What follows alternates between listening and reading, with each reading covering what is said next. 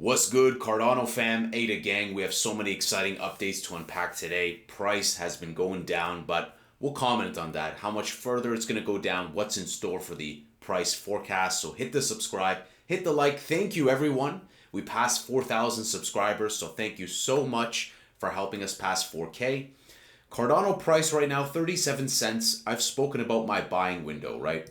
Buying window for me is stuff between the 24 to 39 cents. So in my mind, I'm starting to think, let me get some of that fiat out. Let me get some of that stable out to load up some more. In my opinion, I think this is the final reckoning, the final time before Bitcoin goes parabolic and all the altcoins go parabolic. Everything's dumping in the market.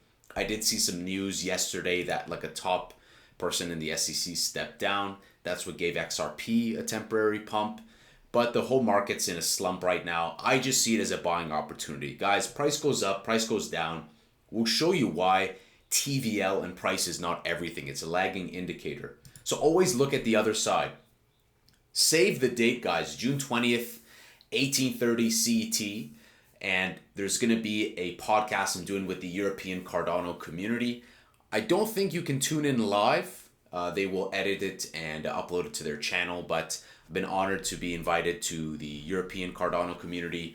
We'll like to unpack some stuff like social metrics, impressions, qualitative data, UX research, all that stuff that sometimes doesn't get discussed, but is very potent with the Cardano community, as we've seen with websites like Sentiment and Lunar Crush showing that, right?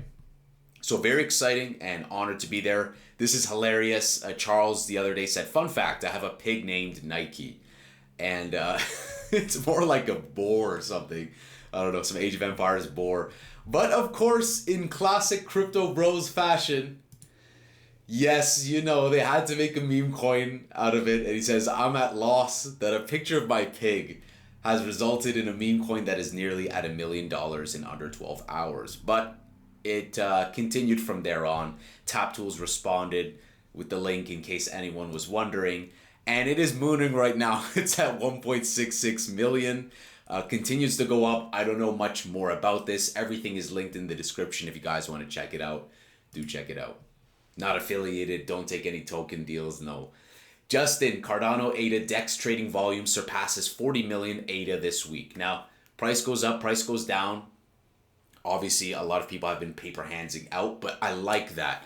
Let the paper hands get out, because the more that we can go down and capitulate and just get the Jeets out, the higher we'll also go, and the more invitational it will be for people to scoop up some more ADA who have more conviction and want to ride this up to new all-time highs. So I put this out, YouTube searches. These are YouTube searches globally. This is sourced from Google Trends, and it's searching Cardano against all these terms exactly. 7 times more searches for Cardano than AVAX, 7 times more than Optos, 6 times more than Chainlink, 4 times more than Polkadot, 3 times more than SHIB, 3 times more than Toncoin, 2 times more than Dogecoin, and only 30% less than Solana, and it was actually 20% less than Ethereum. So what's the takeaway here? TVL is not equal to community. There are projects that are above the ranking of Cardano in here that have considerably less searches on YouTube. So what does that tell us? It tells us that a lot of projects, unfortunately, I'm not making any concrete claims, but we can approximate that a lot of projects, generally speaking, are just inflated with TVL metrics, smoke and mirrors, maybe it's dilution, a variety of things, a variety of shenanigans. In fact, BNB coin, that term, not a lot of people search BNB coin, but it was 15 times more for Cardano. I left that one out because, sometimes people search Binance and whatnot. But it's just very interesting to see that YouTube searches for Cardano are big. We have a bustling community. We got the brand, we got the narrative, we got the liquid staking, we got the ETPs, we got more ETFs alluded to, we got the massive treasury. So I'm still very bullish and I'm excited, like dump. Let it dump, let it dump, let it dump, let it dump. Because I'm going to scoop it up. I'm going to scoop up because guess what? There are projects that never hit new all-time highs in the last cycle. So I don't know what people are smoking. I'm ready to scoop up some more bags. This was interesting. Cardano DApp analyst says Wanchain Bridge was founded in 2017. This isn't some newcomer on the block. They have a real track record of bridging assets between chains. I saw some comments of good feedback, and this was a quote retweet by Cardano Yoda saying Wanchain connects Cardano to 11 other chains and allows you to use USDC, USDT, DAI, BTC, and other assets. And a nice infographic there showcasing from Cardano to the respective chains and then the respective subsidiary tokens on those chains, which is good. It's nice to see the community kind of bring to awareness the projects and that technology like this exists. And if people are experiencing this and it's like frictionless and smooth, great, why not? What bridges have you guys used? Have you guys used any bridges for Cardano? Are there any DeFi tools, wallets, dApps that you are really excited to use? You know, why or why not? I would love to do a deep dive into the projects and see what they're about. There's some beautiful stuff being built on Cardano. One in particular is that exciting one that still hasn't been teased yet. The MVP will come out, but they're starting with Cardano, multi-chain, and with a single prompt can create a website, WordPress, all automated, skipping like 500 steps, which is insane. So really excited to see how machine learning and blockchain come together. Perfect match. Speaking of perfect match, starting with M, Mehen USDM was renamed to Moneta. Well, maybe we were on to something, guys. Remember in the beginning, I was like, what is that name? How do I pronounce Mehen? Well, it's been renamed now. As far as I know, the ticker is the same, USDM, but now it's Moneta, and Moneta means like coin, something like that. So we'll just let them cook. As long as the ticker is the same, I don't really care about going from this name to this name. If anything, that name's probably easier to say, the latter. So what do you guys think about this rebrand of going from Mehen to Moneta? I think it's cool. Why not? Moneta. It's kind of like Monero. All I know is it's probably easier to pronounce. I'm not a big fan of the logo, but it is what it is, you know. Can't win it all. You can't make everyone happy. So I'd rather just they push forth with the tech. And the logo branding can always change as we move forward. Let's finish off with a couple things. One is later about Bitcoin DEXs, and a guy did a great overview over the fluid DEX. Midnight, though, there's a great infographic comparing data architectures in Midnight, cloud computing, and public blockchains. The Midnight blockchain aims to provide the tools required to build regulation-compliant data protection solutions by offering a secure and convenient dApp development environment to create smart contracts that can simultaneously shield sensitive data and be transparent. How does Midnight's data architecture compare to those of other cloud computing solutions and public blockchains? It's great because we can just see like how does Midnight compare to public blockchain and cloud computing. On the right we have Midnight, in the middle public, on the left cloud, and data storage. So data storage stored on remote servers or data centers maintained by a cloud service provider. Public blockchain, stored in decentralized blocks across a network of nodes. Midnight is stored locally on the user's machine in public or private ledgers, distributed across the Midnight network. So we can see data ownership as opposed to trusting some custodian. That's beautiful, storing it locally on the user's machine in public or private ledgers. Data organization can be organized in folders or structured databases for cloud. For public blockchain, organized in blocks linked together to form a chain. Midnight, structured within components and organized in the Midnight blockchain. Pretty good. More flexible. It looks like it's better organization there. It's a little bit tough to wrap my head around, but it looks better. You know, it looks better. Degree of centralization, typically centralized, as we know, right? We think about like Google or Apple. We think about their services just for layman terms, right? Like Google Cloud and G Drive and iCloud and whatnot. Typically centralized, controlled by a cloud provider. Public blockchain, typically decentralized with data spread across interconnected nodes. Midnight, decentralized with data spread across interconnected nodes. Good stuff. And the key there is typically, because the degree of centralization, it's a spectrum. And with public blockchains, sometimes they make big claims that may not bear true. Or as we saw recently, BNB chain, 2/3 of the holdings by CZ. So it's just great to just double down and be like decentralized with data spread across interconnected nodes. Obviously, this is progressive disclosure. We would need to see a little bit more detail, but we're just generalizing here. Security. Security measures provided by the cloud provider, including encryption and access controls for cloud. For public blockchains, security provided through consensus mechanisms and cryptographic techniques. Midnight, enhanced privacy and security using ZK snarks and decentralized validation. Well, it looks like they're using best practices, the next thing, the next generation. We hear these stuff, ZK snarks thrown left and right, so it's good that they're using the cusp, the leading edge when it comes to security. Data immutability can be modified or deleted. So this is like, can it be changed? Can it be removed? Can it be taken down? How resistant is it? And we know that cloud is not really, right? It can be modified or deleted by authorized users or malicious actors. We see public blockchain, highly resistant to modification once added to the blockchain.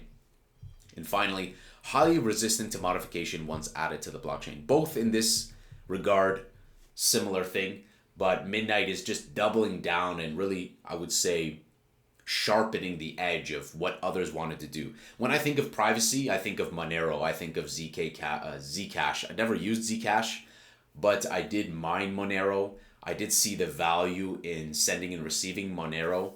And I think that Midnight is going to be an important narrative because privacy, anonymity, as Vitalik said, privacy is for everyone. Privacy is for the mom, pa. Privacy is for anon. Privacy is for everyone. Everyone has a level of privacy that they desire to have. It's not used by malicious actors the same way gold is not bad because pirates used it. Use cases, finally. So, used for scalable storage, application hosting, and data processing. For public blockchains, we have primarily used for security, for secure and transparent transactions, digital assets, and smart contracts. And then the use cases for Midnight, designed for data protecting smart contracts, data management, as well as traditional public blockchain use cases. We saw how the BlackRock CIO is very bullish on public blockchain. And this is a nice medley because I think of a lot of maybe entertainment sector, governmental sectors, all different projects that may want the benefits of privacy, but also public blockchain coming together and adding immutability, adding resistance, adding security, adding, benefits to data storage, as opposed to giving that reliance to a third-party cloud entity, which they can remove it at any whim and will. And so beautiful to see Midnight progress. We'll continue to watch. They put out a tweet just with like a little eye emoji of like something coming very soon. Looks like a new podcast that they're doing. So very exciting, guys. We're going to finish off with an overview of the emerging Bitcoin Layer 1 DEX landscape. I'm not going to bore you guys with everything I highlighted, just the key stuff. The following article examines a selection of the most promising Layer 1 Bitcoin DEXs and AMMs. So he did a deep dive of testing them out, seeing the UX, what's the user experience like, what are some pros and cons. Currently, the trading experience for tokens on BTC is subpar and full of friction.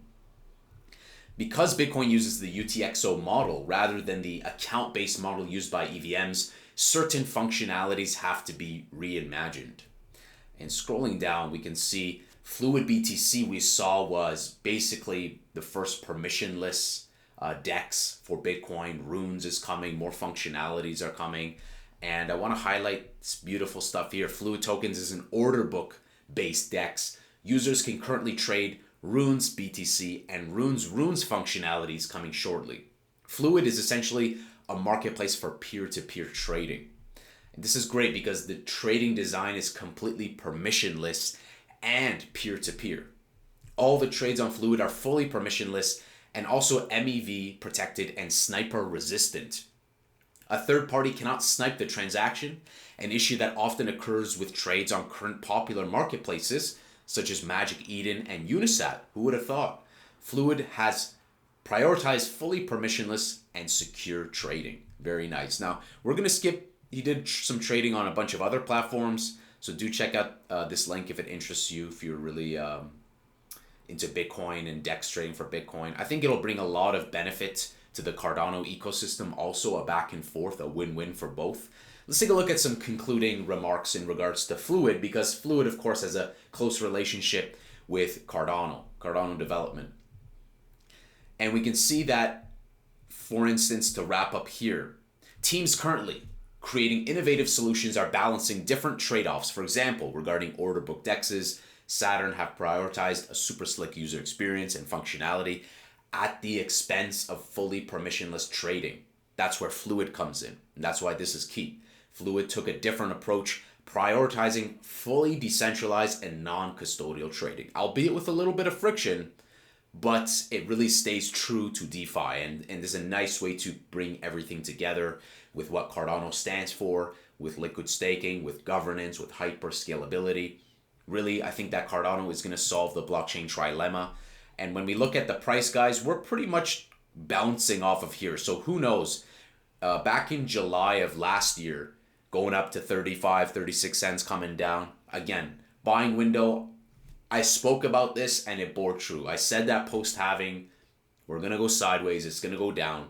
And lo and behold, it has. I think that if it goes down like 30 cents, I'm just going to start market buying this thing, you know? I'm just going to start market buying because at these prices, I think that it's like a Black Friday special. And how do we know that the bull run's not over? Well, we only reached like at best 40%, 50% of Bitcoin search results compared to 2021 peaks. And right now we're probably sitting around 10 or 20% from Google Trends globally. So I don't think so, guys. I don't think social sentiment shows that we reached peaks. There's going to be different bulls and bears with the influencers, celebrity coins, with Pepe doing his thing, Bonk doing his thing, everything else, MAGA, MOG. And so we need to be patient and go off of trajectories. I think Cardano and many other altcoins will rip. It's just a matter of time. And I'm just evaluating when is my next choice to buy, because now I'm like, okay, all right, we're getting, the Jeets are Jeeting out. Keep the paper hands coming. Now let the paper hands get out and to a transfer of stronger hands. So guys, let me know, what is your price prediction for Cardano? What is your outlook for this narrative, like Q4? Do you think it's going to be bullish at Q4, or is it going to be later? Are we going to have a very bearish summer, how I've said many times, or are we going to have some unexpected bullish surprises? Let me know what you guys think. Hit that subscribe, hit that like. I'll see you in the next Angry Crypto Show.